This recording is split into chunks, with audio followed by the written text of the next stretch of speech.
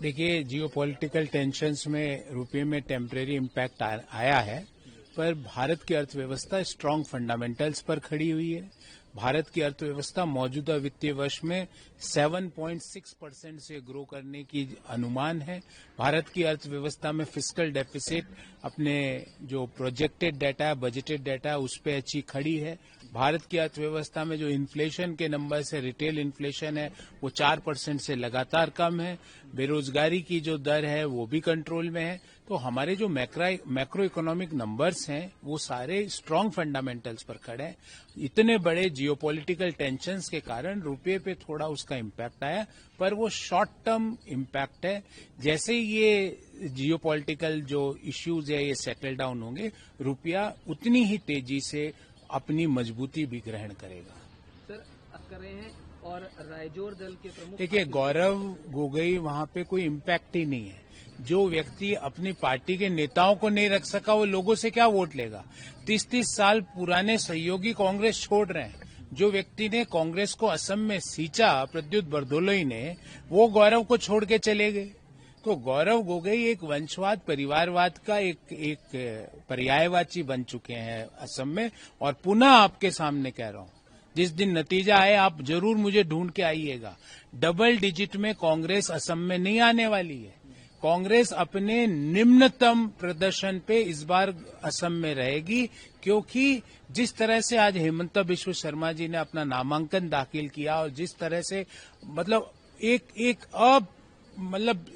अकल्पनीय भीड़ उनके नामांकन में शामिल हुई, उससे ये साबित होता है कि असम के लोगों ने ऑल टाइम हाईएस्ट नंबर्स विधायकों के भाजपा को देने का मन बना लिया और कांग्रेस सिंगल डिजिट में वहां रहेगी। सर, राहुल गांधी उन्होंने महिलाओं पुरुषों को काफी सम्मान देने उसमें उसका जिक्र भी। देखिए, राहुल गांधी के सामने, क्योंकि असम तो राहुल गांधी जा ही नहीं रहे, आपको पता है। वो अभी आराम करने कहीं चले गए हैं शिमला में, क्योंकि गर्मी जैसे ही बढ़ी यहाँ दिल्ली में, वो आराम करने चले गए। असम वो जा नहीं रहे क्योंकि उन्होंने वहां अपनी हार पहले से मान ली। अब केरल के लिए उन्होंने ट्वीट खेलना चालू किया है। केरल में कांग्रेस के 6 से ज्यादा ग्रुप काम करते हैं। एक केसी वेणुगोपाल का, एक रमेश चेन्निथला का, एक वीडी सतीशन का, एक शशि थरूर का, और 2-4 और नाम है जो मुझे याद नहीं। तो वहां पर कांग्रेस का ना तो नेतृत्व है, ना कांग्रेस की वहां एक कॉमन नीति है, क्योंकि वो मुस्लिम लीग के साथ वहां चुनाव लड़ रही है। इंडियन यूनियन मुस्लिम लीग के साथ कांग्रेस चुनाव लड़ रही है केरल में। तो ना तो वहां केरल में कांग्रेस के पास नेतृत्व है, ना उनके पास नीति है, ना नियत है। तो कांग्रेस का केरल में भी कुछ नहीं होने वाला। राहुल गांधी शिमला की वादियों में बैठे बैठे ट्वीट खेल रहे हैं, खेलने दीजिए।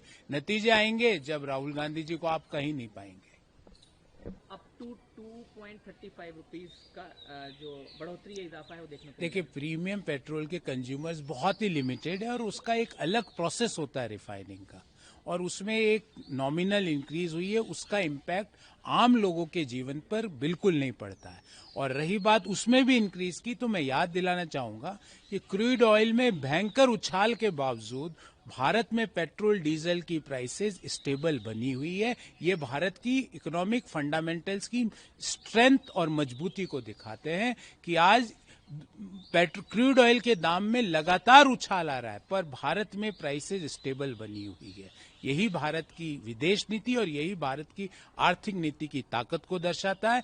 और पड़ोसी और दुनिया के बड़े बड़े देश, यूरोप के देश, अमेरिका के देश और हमारे पड़ोस के देशों में पेट्रोल डीजल के दामों में 50%, 40%, 30% की वृद्धि है, और भारत में पेट्रोल डीजल के दाम स्टेबल बने हुए हैं। ये हमारी ताकत है। रही बात प्रीमियम पेट्रोल की, उसका कंज्यूमर बहुत ही लिमिटेड है और उसकी प्रोसेसेस अलग होते हैं। उसके बारे में टिप्पणी करना, क्योंकि उसका इम्पैक्ट हमारे जो नॉर्मल इन्फ्लेशन नंबर से उस पर बिल्कुल नहीं पड़ता। वीके न्यूज, राष्ट्र के नाम।